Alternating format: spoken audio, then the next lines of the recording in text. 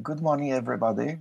It's my great pleasure to welcome you all to this celebration of Open Science platform. This event serves as introduction to this new tool of exploration and research, and also as a celebration of accomplishment of my colleagues, rather large group of people who devoted several years recently in building this exceptional structure, this platform. My name is Marek Michalewicz. I'm the director of Interdisciplinary Center for Mathematical and Computational Modeling. In short, ICM, and we are part of the University of Warsaw. So what is science, Open Science platform? It's many different things. It consists of open science infrastructure. And when we think of infrastructure, there is underlying hardware, there are material things that constitute such infrastructure. So there are computers, data center, networks, storage, and what I always emphasize very strongly, an expertise of people who are able to support it. And this is by no means trivial matter. Supporting this infrastructure requires extraordinary education, skill, and devotion. And of course, when we talk about infrastructure, it's also entire programming environment. So it's a software layer which takes years and years to develop, also requires incredible skill and expertise. On the basis of this infrastructure, my colleagues at the ICM created open resources and as embodied in scientific literature and research data. This is, of course, in the spirit of what's happening around us in the world, especially in Europe with Plan S and the drive to make science and the results of our intellectual pursuits and our work completely open and available to everybody who has got access to internet. And hopefully everybody has or will have access to internet. Part of this program is also very intense program of science training, and that has been conducted over the last at least 2 years by my colleagues all over the country in various places. They take a train and go to the places where people are willing to accept this training. Of course, there is open science expertise accumulated over many, many years. One needs to understand that open science platform is a separate project, very large project consisting of many sub-tasks and sub-projects, work packages, has been going on for maybe 2-3 years recently, but it stems from long years of involvement of ICM in the very similar projects, building a very strong base in open science. And I may quite boldly state that ICM is perhaps the leading institution in Poland which accumulated the greatest expertise, experience in providing open science tools, platforms, and the ideas, and spreading them. Of course, in expertise, we also count things like booklets, portals, web portals, and even books. We published several books. They are mostly, again, open, and can be accessed and downloaded from our site. And of course, just as we are experienced it now, at this event, we are involved in promoting open science. So that's what we are doing right now. And of course, I wish to ask you all to spread the word and make it as public and well known as it is possible. So some of the components of open science platforms listed here, there are many, and of course the slides will be available after our event, so you can then test those links and see what's there. So some of those web portals are Library of Science, CEON repository, which is one of the older projects, CEON aggregator, Open Data Repository, Social Data Repository, MXRDR, and if I'm not mistaken, that's Open Data Repository, and Otwarta Nauka. So Library of Science provides open access to a very large collection of articles published in Polish scientific journals and of scientific books. And here I need to stress something because there might be certain confusion. ICM is also involved in something that is codenamed for many, many years, Virtual Library of Science, which is something different. It's not just a matter of one word, it's virtual and Library of Science. This one, of course, is also virtual, but the stress here is on Polish literature and Polish journals. And over the few recent years, we have developed cooperation with publishers with contracts with over 1,300 journals. We have also developed cooperation with indexing databases, such as those listed here. I won't be reading the names. And the success of this endeavor is measured, of course, by usage. If we have users, if we can see that we serve people who require those resources, that is the entire measure of our success. So in 2020, we clocked over 1 million downloads from the library. So Platform of Polish Scientific Publications was a 3-year project financed from the European Regional Development Fund. It is a new version of the Library of Science, built it entirely. Articles and books collected over the years in cooperation with publishers, indexing databases, authors, that's what constitute this library. We have developed collaboration with over 300 new journals during the project and preparation of mobile versions of 540 books. And I can assure that each of those collaborations, each one of those 300, takes time and dedication and a lot of correspondence. And from my side, a lot of signatures. Like, believe me, I signed so many contracts, and in some cases, some institutions require multiple. So I've seen contracts with 7 signatures from one institution.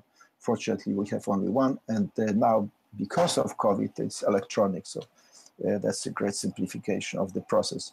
We have better internet visibility for publications and journals, and easier data processing through imports. And as I mentioned, we provide training and guidance in adoption of open licensing.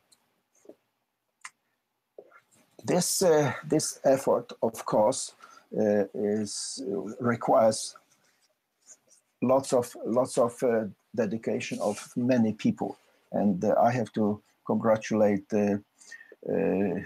Jakub Sprott, who managed to build a superb group of people. I would like to acknowledge all of them, and please be patient with me.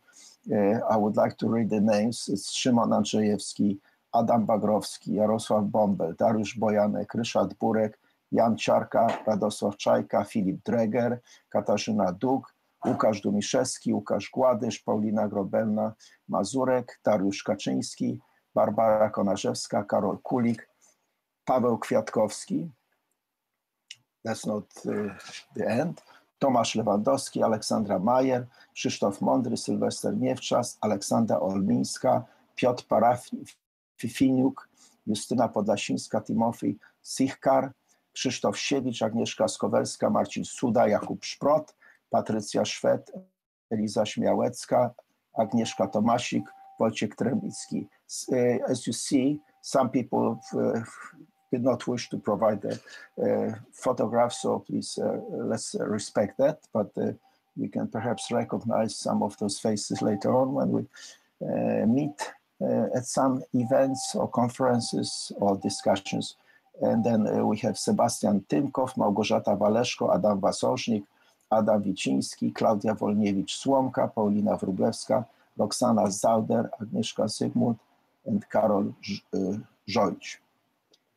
So that's the Library of Science, Platforma Otwartej Nauki, but I would like to put it in a larger perspective of what else we are involved in at ICM. And here's a very busy slide, but again, you will be able to access those slides afterwards and you can study it at leisure. This is about commercial licenses for scientific literature. And ICM has been involved in this for over 20 years. We are appointed by the Minister of Education and Science to negotiate the deals with all of major scientific publishers in the world. So we have three so-called country licenses, national licenses, which cover entire Elsevier Group, Springer and Wiley. And you see the number of number of downloads annually in the last year. The bottom line is that out of 26,000 titles of journals, scientific journals that we provide to a community of Polish scientists, academics, education sector, and students, we maintain 26,000 journals and 157,000 books in electronic format, easily accessible. When I say national license, it means a license which gives access to the entire collection covered by that license to over 500 institutions in Poland. So these are thousands and thousands and thousands of people who have free access to those journals. Out of that number, about nearly 1,100 papers are published by Polish authors in those journals, out of which almost 4,000 now are published in open access. And now here, of course, it comes with a very high cost, but this cost is covered at the level of ministry of that's covered by the Polish government, and the savings by consolidating this into in such a manner, and I can assure that Poland is the only country, to my knowledge, which has got national licenses with those gigantic publishers, and that gives us savings of comparative savings. If you want to download one paper from any of those publishers, the cost is between 30 to 40 euros. In our calculation, it's 1 to 2 euros for each download. So it's about 40 times, 30 to 40 times savings. And also not only savings, one needs to realize that if we didn't provide that mechanism, many people would simply not read those papers, will have no access, or will be trying to access them through illegal means. We wouldn't like to see that. Anyway, if it happens. So here's the partial list, or at least as it stands now today, of all the publishers where we have already managed to negotiate so-called transitional licenses, which with already prepaid costs of open publishing. So Polish authors may check these links here and see whether they qualify for free open access publication. Normally it's between around 2,000 euros. It's already prepaid for Polish authors. So we've managed to arrange that sort of license over the last several years. Now, let me move on and just very briefly go through a few other things that ICM is involved in, because it's a very, very complex and enormously interesting institution. So I won't be dwelling on those points here. Many of you, maybe most of you, know Meteo PL, our weather portal. We've been running it for almost 27 years. And I'm very sorry to inform you that the creator, the person who created this, Bogumił Jakubiak, has passed away on the 13th of June. It's a very sad news, but so it started with his work. He moved from EMGFU to ICM, and that's how it started. So that's an unfortunate moment in the history of Meteo. But it's a great success. Because of his work, today we have over 200 million visits at our website every year. So we've also involved in air transportation and sort of logistics and decision support system for air traffic around the globe. We have edge-cutting networking solutions around the globe with partners all over the world. We have very successful project running for the last 1.5 years, modeling COVID-19. Some of you might have seen it being discussed at various TV channels and media. And we run this virtual library, as we just mentioned, open science platform that we are discussing today and celebrate this accomplishment. This is a fantastic component of this. It's just it supplements this commercial part of scientific writing. So that's about it here. But let me say a few words about tools, and I will sort of copy something in chat, so I don't have this on my slides. So please have a look at that. So what do you do when you have such a free access to such a extremely wide collection of scientific results, papers? Well, in some cases, in some very narrow fields, it's possible to imagine that scientists might grasp the entire sort of knowledge in a particular field with all the writings. But I will argue that it's absolutely impossible to know the entire literature, everything that's going on in any particular field by a single scientist anymore. I'm a theoretical physicist, and I know very well that I don't know all physics, and I don't know of everything that is going on in physics. That's just impossible. Although that was my dream when I started studying. Impossible to achieve. So what can we do? We have this open access journals and the collections, which are so such as Platforma Nauki Polskiej, Nauki. And we have to start thinking about tools of exploration that are sort of automated, based on artificial intelligence, based on computation, based on text mining.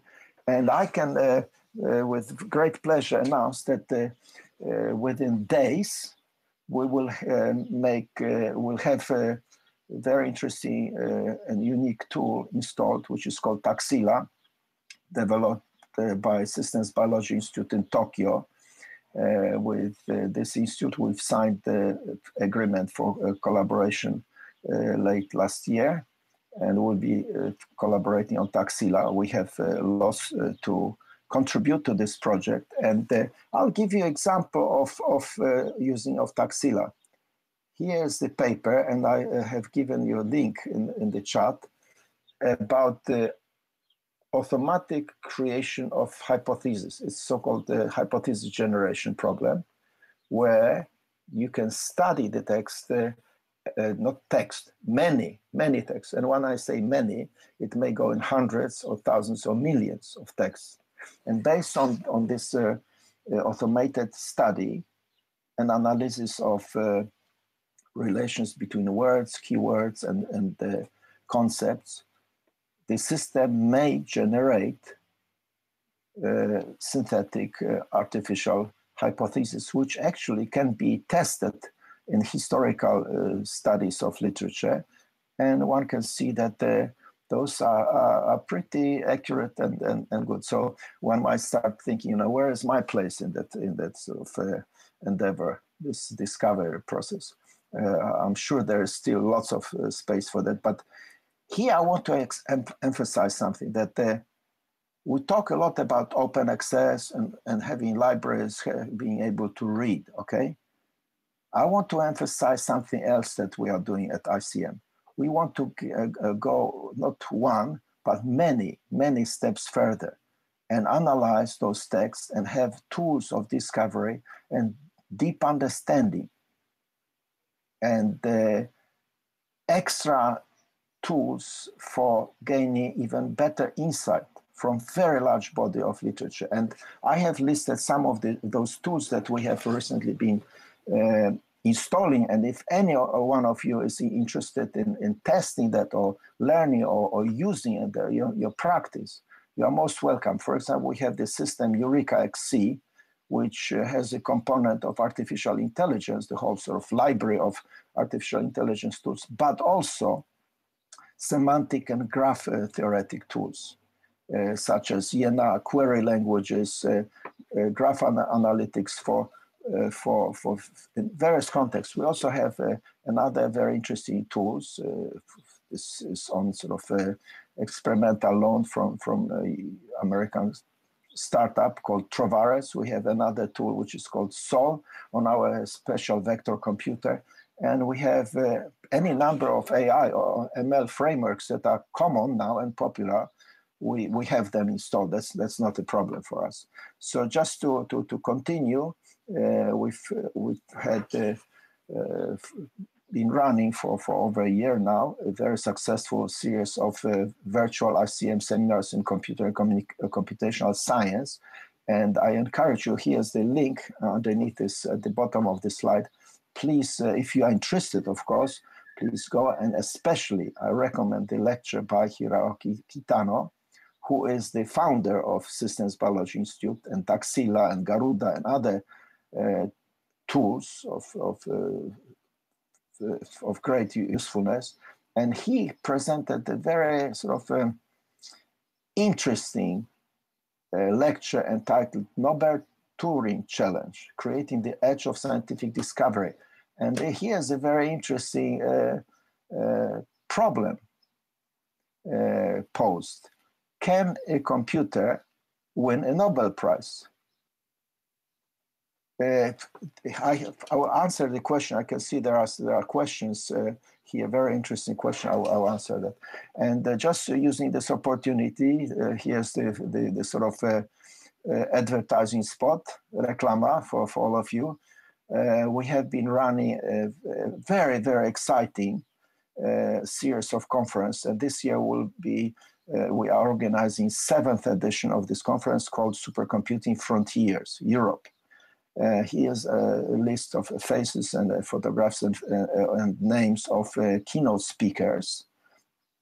I may just say that EuroHPC, Anders Jensen is leading EuroHPC joint undertaking. That is a very substantial program at the level of European Union, funded through to 2027 at the level of billions of euros to build exascale centers and connect them in Europe. And not only to build supercomputers, but also build them using European technology.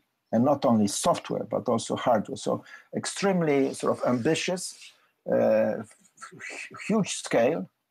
and of course other people who are listed here. I don't have time to sort of list others of incredible accomplishments, but please believe me, these are really truly outstanding individuals in the world of computing. So I welcome, and this is just 4, but we have full program of maybe 40 or 50 lectures at those 3-day conference. So I welcome you all. And so here's the final slide where I encourage you to, if you're interested, to go to this link and register. It's free, no obligation. You can just attend 1 lecture of, let's say, Kitano-san, and we'll be very happy to see you again. And with that, I also wish to thank organizers of this event, Krzysztof Siewicz and Jakub Sprott, and Natalia Grünpeter, and others, and all people whose names I've spelled out. I thank you all for your wonderful work, and I'm sure that it will serve the entire community of Polish academics, researchers, and students. Thank you very much.